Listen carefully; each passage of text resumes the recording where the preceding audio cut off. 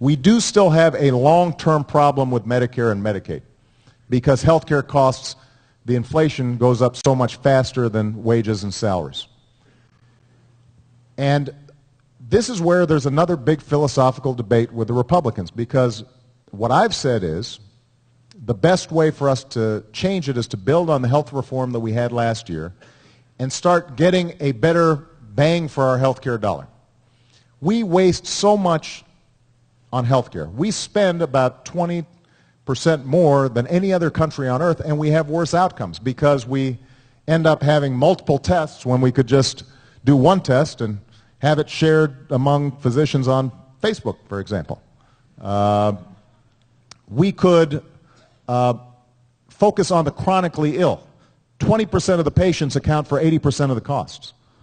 So doing something simple like reimbursing hospitals and doctors for reducing their readmissions rate and managing somebody with a chronic illness like diabetes so that they're taking their meds on a regular basis so that they don't come to the emergency room, that saves huge amounts of money.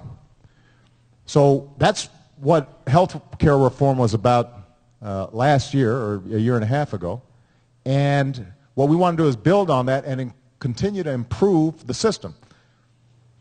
What the Republicans right now are saying is, number one, they can't agree to any increases in taxes, which means we'd have to cut out of that $4 trillion. All of it would come from education, transportation, areas that I think are critical for our long-term future. So, for example, they propose 70% cuts in clean energy.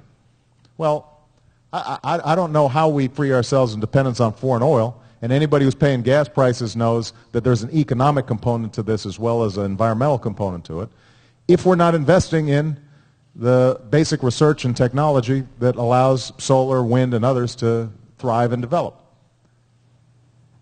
At the same time, what they've said is, let's make Medicare into a voucher program so that retirees, instead of knowing that they're always going to have health care, they're going to get a voucher that covers part of the cost, and whatever health care inflation comes up is all going to be on them. And if the health insurance companies don't sell you a policy that covers your illnesses, you're out of luck.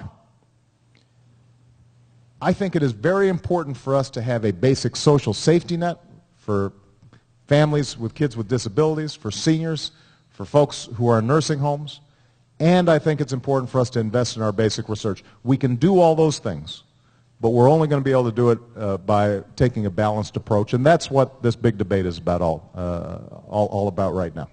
All right? All right, so, sorry, don't mean to cut off the applause. No. That was, No. It's a very thorough answer. No. They were stunned by the length of that answer.